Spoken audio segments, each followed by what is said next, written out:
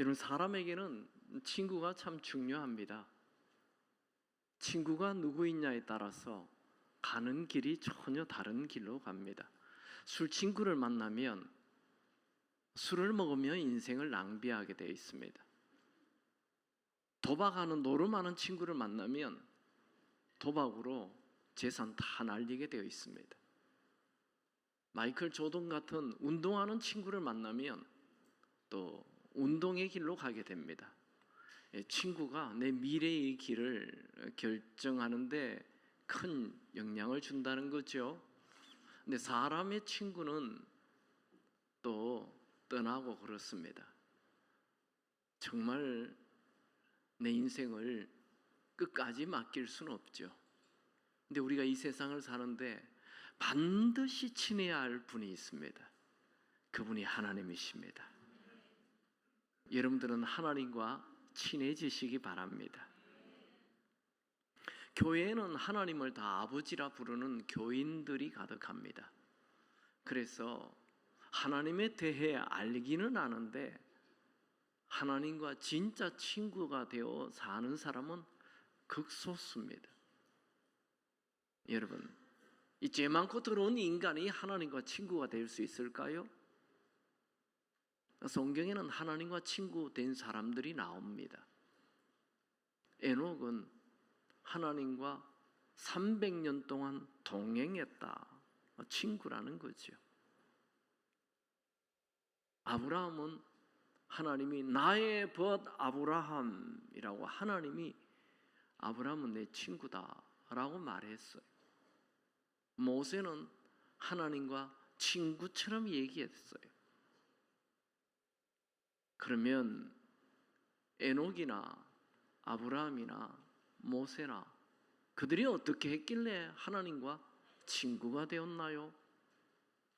우리 한번 말씀을 통해서 여러분들도 이런 에녹이나 아브라함과 모세 같은 하나님과 친구 되는 삶을 사는 은혜가 있기 바랍니다. 그러면 첫 번째로 에녹은 믿음으로 하나님과 동행했습니다. 하나님과 친구가 되려면 제일 처음 믿음이 필요하다는 거죠. 한번 말씀 볼까요? 창세기 5장 21절 23절을 보면 에녹은 65세에 머두셀라를 낳았고 머두셀라를 낳은 후 300년을 하나님과 동행하며 자녀들을 낳았으며 그는 365세를 살았더라. 에녹은 아담의 7대 손입니다. 에녹의 이름의 뜻은 다시 시작하는 자입니다. 그러니까 아담이 원래 하나님과 친구였죠. 함께 거닐고 같이 얘기하였는데 아담이 하나님 말씀에 불순종하여 하나님으로부터 독립해버립니다. 하나님과 분리가 됩니다. 그리고 그는 외롭게 인생을 살다 결국은 우울증으로 인생을 마친 것입니다. 그리고 세월이 흘러 이 아담의 7대 손은 에녹이 다시 하나님과 동행을 시작한 것입니다. 에녹은 다시 시작한다라는 뜻을 갖고 있습니다. 그러면 에녹은 어떻게 하나님과 동행을 300년이나 했을까요? 하루 동행한 것 아닙니다. 한 달 동행한 것 아니에요. 300년을 하나님과 동행했습니다. 어떻게 동행했습니까? 그 답은 히브리서에 나와 있어요. 히브리서 11장 5절에 보면 믿음으로 에녹은 죽음을 보지 않고 옮겨졌으니 하나님이 그를 옮기심으로 다시 보이지 아니하였느니라. 그는 옮겨지기 전에 하나님을 기쁘시게 하는 자라 하는 증거를 받았느니. 에녹은 하나님을 기쁘시게 하였어요. 어떻게 하나님을 기쁘시게 하였는가? 우리는 보통 에녹이 하나님과 동행했다 그러면 마치 동화에 나오는 것처럼 하나님하고 에녹하고 손잡고 걸어 다닌 것처럼 이렇게 상상을 합니다. 근데 에녹은 믿음으로 하나님과 동행했다 이렇게 빌립보서 11장 5절에 말하고 11장 6절에 그러면 믿음이 뭔지 얘기하고 있습니다. 히브리서 11장 6절을 다 같이 읽을까요? 믿음이 없이는 하나님을 기쁘시게 하지 못하나니 하나님께 나아가는 자는 반드시 그가 계신 것과 또한 그가 자기를 찾는 자들에게 상 주시는 이심을 믿어야 할지니라. 믿음이 뭐예요? 그가 계신 것을 믿고 그를 찾는 자에게는 상 주심을 믿는 게 믿음이라는 거예요. 그게 하나님을 기쁘시게 한다는 것입니다. 우리 하나님은 눈에 보이지 않습니다. 근데 여러분의 하나님의 살아계심을 믿습니까? 그게 믿음이라고요. 안 보이는데 보이는 것처럼 믿는 게 믿음이에요. 우리는 하나님이 안 보이지만 하나님이 지금 여기 계신다라고 믿는 이 절대 믿음을 가져야 하는 것입니다. 내 상황이 어려우면 하나님이 안 계시는 것 같고, 교회에 예배 드릴 때는 하나님이 계시는 것 같고, 그게 아니고 내가 아무리 힘들고 내가 몸이 병들고 내 일이 어려운 일이 나타나고 사고가 나타나도 하나님이 계심을 절대 믿는 이 절대 믿음을 가져야 하는 것입니다. 하나님은 우리가 두렵게 사는 거 원치 않습니다. 디모데후서 1장 7절, 하나님이 우리에게 주시는 것은 두려워하는 마음이 아니요. 여러분들은 염려, 근심, 걱정, 불안 속에 살지 않기 바랍니다. 인생은 두 종류의 사람이 있어요. 두려워하며 사는 사람이 있고 불안해하며 사는 사람이 있어요. 이 차이가 뭡니까? 불안해하는 사람, 내 힘으로 내 능력으로 사는 사람은 늘 두렵습니다. 늘 불안합니다. 내 힘으로 사니까 그렇죠. 하나님의 손을 붙잡고 하나님과 동행하는 이 사람, 하나님과 친구된 사람은 그냥 매일이 기대가 됩니다. 기대 인생 되기를 축원합니다. 하나님은 우리가 늘 항상 기뻐하고 범사에 감사하고 쉬지 말고 기도하는 것은 하나님의 뜻입니다. 이 얘기는 무슨 말이냐면 여러분들이 항상 기뻐하도록 감사하도록 창조됐다는 것입니다.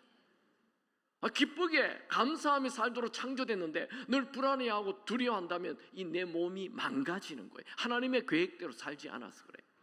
우리는 불안해하며 살도록 창조되지 않았습니다. 기쁘게 살도록 창조되었습니다.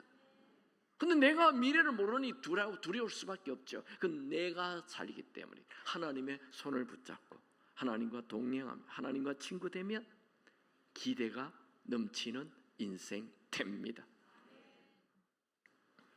여러분의 과거를 한번 되돌아보십시오. 여러분 과거가 후회가 됩니까? 여러분의 과거가 후회된다 하더라도 그거 오늘부터 내가 혼자 살아서 후회되는 인생 산 거죠. 오늘부터 하나님의 손 붙들고 하나님과 친구 되어 기대가 되는 에녹의 뜻이 뭐라고요? 다시 시작하는 인생 되기를 축원합니다. 두 번째, 하나님과 친구 된 사람 아브라함은 어떻게 하나님과 벗이 됐습니까? 하나님을 경외함으로. 이사야 41장 8절에 보면 그러나 나의 종 너 이스라엘아 내가 택한 야곱아 나의 벗 아브라함의 자손아. 그러니까 아브라함을 얘기할 때 아브라함은 내 친구라고 하나님이 얘기하는 거예요. 아브라함은 어떻게 살았기에 하나님의 친구 되었습니까? 하나님의 벗이 됐습니까? 아브라함이 75세 되었을 때 하나님께서 아브라함에게 나타나서 너 아들 없지? 너의 본토 친척 아비 집을 떠나 내가 말하는 그곳을 향해 가라. 그리하면 내가 너에게 아들도 주고 큰 민족이 이루게 해주마. 이 말 듣고 믿음으로 아무것도 내일 일을 알지 못하는데 갈 바를 알지 못하는데 믿음으로 출발했다니. 그게 친구의 시작이에요. 친구는 서로를 향한 믿음이 있어야 친구가 돼요. 서로 믿어야 돼요. 여러분 친구에게 부모에게도 얘기 안 하는 거 친구에게 다 얘기하잖아요. 왜요? 친구를 믿으니까. 근데 친구에게 얘기했는데 이 얘기가 온 사방에 다 돌아다니는데 친구에게만 얘기했는데 내 얘기가 온 사방에 다 내 얘기가 돌아다니다. 그럼 다시는 그 친구하고 만나지 않아요. 이 믿을 친구가 안 되는 거예요. 못 믿어요. 이 친구는 맨날 내 얘기 나쁘게 하고 돌아다니는. 친구가 되려면 뒷담하지 말아야 되죠. 친구는 믿을 수 있어야 돼. 아브라함이 하나님의 친구가 되는 것은 믿음으로 갈 바를 알지 못한데 하나님만 믿고 떠난 게 이 친구의 시작입니다. 에녹도 믿음으로 하나님과 친구 되었다 했죠. 정말 아브라함은 하나님이 말씀한 대로 100세의 아들을 얻었어요. 이 아들이 얼마나 좋은지, 100세의 아들을 얻었으니 얼마나 좋을까요? 이 아들이 웃으면 자기도 웃고, 아들이 울면 자기도 울고, 아들이 그의 인생의 기쁨이고 그의 행복이고 그의 미래고 그의 인생의 전부입니다. 이 아들을 얼마나 사랑하는지 몰라요. 그런데 이 아들 이삭이 17세 정도 되었을 때 하나님께서 그 아들 이삭을 바치라는 거예요. 창세기 22장 2절에 보면 여호와께서 이르시되 너의 아들 너의 사랑하는 독자 이삭, 너에게는 아들과 이삭밖에 없지 않냐 하면서 그 독자 이삭을 데리고 모리아 땅으로 가서 내가 너에게 일러준 한 산 거기서 그를 번제로 드리라. 이 말도 안 되는 얘기 아닙니까? 아들을 그럼 주시지 말든지, 주시고는 왜 또 이 아들을 바치라고 그럽니까? 이 아들은 10명 중에 한 아들이 아닙니다. 독자 하나밖에 없는 아들입니다.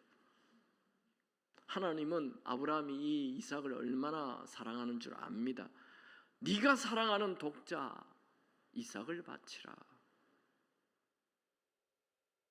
이 재산 목록 1호 이삭 아닙니까? 그의 인생 전부 아닙니까? 그걸 바치라는 거예요. 그래서 아브라함은 밤새도록 고민을 하다가 이 아들 바치기로 결심합니다. 그래서 아침 일찍 일어납니다. 창세기 22장 3절에 보면 아브라함이 아침에 일찍 일어나 나귀를 안장에 치우고, 아침 일찍. 여러분, 미루는 순종은 순종이 아닙니다. 부분적인 순종은 순종이 아닙니다. 겉으로만 순종하는 척, 그거는 순종이 아닙니다. 참 순종이라는 것은 내가 이해할 수 없어도, 내가 손해를 본다 해도 그냥 말씀에 순종하는 게 순종입니다. 아브라함은 3일 길을 걸어 모리아 산으로 갔습니다. 그리고 이삭 아들을 번제단에 올려놓고 칼로 이삭을 죽여 하나님께 드리려고 하였습니다. 그때 하나님이 급히 그를 부르죠. 창세기 22장 12절 사자가 이르시되 그 아이에게 너의 손을 대지 말라. 그에게 아무 일도 하지 말라. 네가 네 아들 너의 독자까지도 나에게 아끼지 아니하였으니 내가 이제야 네가 하나님을 경외하는 줄을 아노라. 온전한 순종이 하나님을 경외하는 것입니다. 말로만 하나님을 경외한다는 것은 하나님을 경외하는 게 아니죠. 행동이 따르지 않는 순종은 순종이 아닙니다. 아브라함은 자신의 유익보다도 하나님의 말씀을 따르는 하나님을 향한 경외심이 있었습니다. 곧이어 하나님은 아브라함에게 수량을 준비해 주었죠. 하나님은 이것이 여호와 이레, 하나님이 예비하였다. 그래서 이 수량으로 제사를 드려라, 그렇게 하셨죠. 하나님은 이렇게 하나님을 경외하는 것, 하나님을 경외한다는 것은 하나님을 두려워하며 사랑하는 걸 경외라고 얘기합니다. 여러분, 우리는 사람 두려워하지 말고, 일 두려워하지 말고, 내일 두려워하지 말고 하나님을 두려워하시기 바랍니다. 하나님은 하나님을 경외하는, 하나님을 두려워하면서 하나님 말씀에 100% 순종하는 이 아브라함에게 하나님의 모든 계획을 다 얘기해 주십니다. 하나님은 소돔과 고모라 성을 멸망시키기 전에 아브라함에게 다 얘기합니다. 창세기 18장 17절을 보면 여호와께서 이르시되 내가 하려는 것을 아브라함에게 숨기겠느냐? 무슨 말입니까? 하나님은 소돔과 고모라 성을 하늘에 불을 내려가지고 다 멸망시키기 전에 먼저 하나님의 친구, 하나님의 법, 아브라함에게 먼저 얘기한다는 거예요. 그래서 아브라함을 불러가지고 아브라함아, 내가 이 소돔과 고모라 성을 멸망시킬 텐데 어떻게 할까? 하나님, 거기에요, 내 조카 롯이 살고 있는데 의인 50명만 있으면 멸망시키지 마십시오. 그렇게 하지. 아니요 하나님, 5명 모자라 45명 있으면 멸망시키지. 그렇게 하지. 하나님 죄송합니다, 40명만 있으면 멸망시키지 말지. 그렇게 하지. 하나님 죄송합니다, 30명만 있으면 멸망시키지 마십시오. 장난치나 그러지 않고 그래, 그렇게 하지. 하나님 죄송합니다, 20명만 있으면 멸망시키지 마십시오. 그렇게 하지. 하나님 죄송합니다, 10명만 있으면 멸망시키지 마십시오. 그렇게 하지. 얼마나 지나면 약속을 지금 계속 번복 해가면서 그걸, 하나님은 아브라함하고 친구예요. 그래서 그 얘기대로 그래 10명 그렇게 하자. 그렇게 하시죠. 아브라함은 하나님과 다 친구 되어 사는데 아브라함 따라다니는 롯은 하나님과 친구가 아닙니다. 같이 있어도 한 사람은 하나님과 친구고 한 사람은 하나님이 그냥 소돔성에 불을 내려서 다 죽이는 대상이 됩니다. 저주의 대상이 됩니다. 아브라함은 하나님을 두려워하고 하나님 말씀에 100% 순종하는, 하나님을 경외하는 자로 살았지만 롯은 한 집에 있지만 죄를 가까이 하고 죄를 좋아하는 인생 살았던 것입니다. 그래서 너무 다른 인생을 사는 거예요. 여러분, 친구가 되려면 친구가 좋아하는 것을 좋아하고 친구가 싫어하는 것을 싫어해야 하는 것입니다. 하나님은 죄를 싫어하십니다. 하나님은 어떤 사람하고 친해집니까? 시편 25편 14절 유명한 말씀이죠. 여호와의 친밀하심이 그를 경외하는 자들에게 있음이며 그의 언약을 그들에게 보이시리로다. 이 구절 메시지 성경에는 이렇게 번역했습니다. 하나님의 호의는 그분을 경외하는 이들의 것, 하나님은 그들에게 속마음을 털어놓으신다. 왜 하나님은 소돔과 고모라 성이 망할 것을 아브라함에게 일찍 보여줍니까? 아브라함이 하나님을 경외하는 마음을 가지고 있기 때문에 하나님께서 하나님의 속마음을 아브라함에게 다 얘기하는 거예요. 여러분, 하나님과 친해지기를 원하십니까? 그렇다면 하나님을 경외하시기 바랍니다. 우리는 하나님이 우리를 사랑하시고 우리를 축복해 주신다는 말씀 너무 좋아합니다. 그러나 하나님을 경외하지 않습니다. 여러분, 쉽고 적당한 기독교는 가짜입니다. 우리는 하나님을 향한 거룩한 두려움, 즉 경외심을 가져야 합니다. 그럼 친할수록 예의 지켜야 한다는 거 알죠? 우리가 하나님과 친하기를 원한다면 하나님을 향한 거룩한 두려움이 있어야 합니다. 시편 89편 7절에 하나님은 거룩한 자의 모임 가운데서 매우 두려워할 이시오며 둘러있는 모든 자 위에 더욱 두려워할 이시니이다. 마태복음 10장 28절 예수님께서 이렇게 말을 했습니다. 몸은 죽여도 영혼을 능히 죽이지 못하는 자들을 두려워하지 말고 오직 몸과 영혼을 능히 지옥에 멸하실 수 있는 이를 두려워하라. 그러니까 사람 두려워하지 말고 하나님 두려워하라는 것이 예수님의 말씀입니다. 하나님을 두려워하지 않는 자는 결코 하나님과 친구 될 수 없습니다. 지금도 하나님은 하나님과 친밀한 자에게 말씀하십니다. 하나님을 경외하는 자에게, 하나님의 친밀하심이 경외하는 자에게 있음이며, 저는 여러분들이 하나님을 경외하여 하나님과 친구 되기를 축원합니다. 세 번째, 모세는 어떻게 하나님과 친구가 되었습니까? 모세는 틈만 나면 하나님을 가까이 하는 거예요. 여러분, 친구가 되려면 가까이 가야 친구가 됩니다. 아무리 좋은 친구라도 이렇게 멀어지면 마음도 멀어지고 육체가 멀어지면 마음도 멀어지는 거예요. 가까이 해야 친구 되는 거죠. 모세는 틈만 나면 하나님 가까이 가요. 출애굽기 33장 11절 사람이 자기의 친구와 이야기함 같이 여호와께서는 모세와 대면하여 말씀하시며 모세는 진으로 돌아오나 눈의 아들 젊은 수종자 여호수아는 회막을 떠나지 아니하리라. 모세는 축복을 바라보고 가지 않아요. 그는 하나님을 바라보고 갔어요. 그리고 시내산에 도착했을 때 오르락내리락 오르락내리락 10번 정도 오르락내리락 하면서 십계명 받았는데 이스라엘 백성들이 막 그냥 황금 신상 앞에 절하고 있으니 십계명 던져 깨어버리잖아요. 그리고 또 시내산 받으러 올라가죠. 시내산 그 십계명 받으러 또 올라가잖아요. 그리고 그곳에서 막 40일 동안 금식하면서 하나님과 가까이 하는 모세의 관심, 하나님을 가까이 하는 거예요. 여러분의 관심, 여러분 교회 왜 오세요? 왜 예수 믿습니까? 복 받으려고 하지 마시고 하나님과 친하기 위하여 오시기 바랍니다. 하나님과 친하며 하나님, 주님과 친해지는 축복 가득하시길 축원합니다.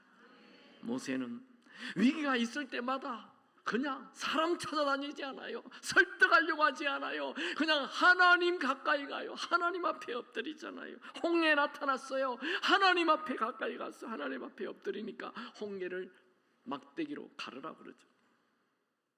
마라의 선물 만났다. 사람들이 이 물이 쓴물이라고 야단법석할 때 그는 하나님 앞에 엎드리잖아요. 하나님 가까이 갔더니 하나님이 그 나무를 던지라 해서 쓴물이 단물이 되잖아요. 백성들이 물이 없다고 그냥 돌로 모세를 쳐 죽이려고 할 때 그가 사람들 설득하지 않아요. 조금만 기다려봐라 그러지 않아요. 하나님 가까이 가요. 하나님 앞에 엎드리잖아요. 그랬더니 하나님께서 반석을 쳐라 하시죠. 그래서 반석을 쳤더니 물이 솟아나왔어. 모세는 위기 때마다 낙심하거나 불평하거나 놀래지 않고 더더욱 하나님 가까이 갔습니다. 여러분 인생에 문제가 나타났습니까? 사람 가까이 가지 마시고 불평하지 마시고 하나님 가까이 가시기 바랍니다. 기도는 우리의 것을 구하는 게 아닙니다. 기도는 하나님 그분 자체를 기뻐하는 것입니다. 우리 원래 슬로건이잖아요. 작년 슬로건인가요? 시편 37편 4절 여호와를 기뻐하라. 그가 너의 마음의 소원을 너에게 이루어 주시리로다. 하나님을 즐기시기 바랍니다. 하나님 왜 만납니까? 하나님이 좋아서 만나는 거예요. 하나님 앞에 왜 기도합니까? 하나님이 기뻤어. 하나님 너무 좋아요. 그래 하나님 앞에 가는 거죠. 네덜란드 사람인 코리텐 붐 여사는 2차 세계대전 당시에 유대인을 숨겨줬다는 이유로 체포되어서 이 감옥에 독일의 감옥에 갑니다. 잔인한 핍박과 학대를 받죠. 그녀는 어느 날 열악한 감방으로 옮기게 되는데 그곳은 정말 음식도 잠자리도 최악이었습니다. 고생도 이루 말할 수 없는 정말 생지옥이었습니다. 그러나 그녀는 이가 득실득실한 그 감방에서도 하나님께 감사하며 찬양하며 하나님을 가까이 해요. 그는 하나님과 친구 됩니다. 그녀는 기적적으로 감옥에서 풀려나 피난처라는 책을 씁니다. 그녀가 남긴 말 중에 정말 큰 은혜가 되는 말, God has no problem, only plans. 하나님에게는 문제란 없고 오직 계획만 있을 뿐이다.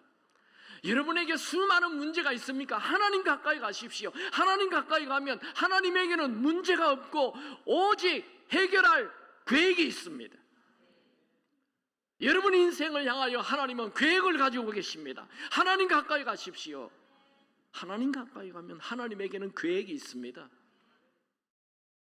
여러분, 내 혼자 인생을 살면 내 인생은 여러분 과거는 다 후회가 됩니다. 미래는 다 두려움이 됩니다. 내 혼자 살아서 그래요. 근데 하나님 손 딱 붙들고 살면 미래는 기대가 넘치는 미래가 됩니다. 하나님 손은 안 보이지만 하나님 손이 있습니다. 하나님 손 잡으십시오. 놀라운 미래가 펼쳐질 것입니다.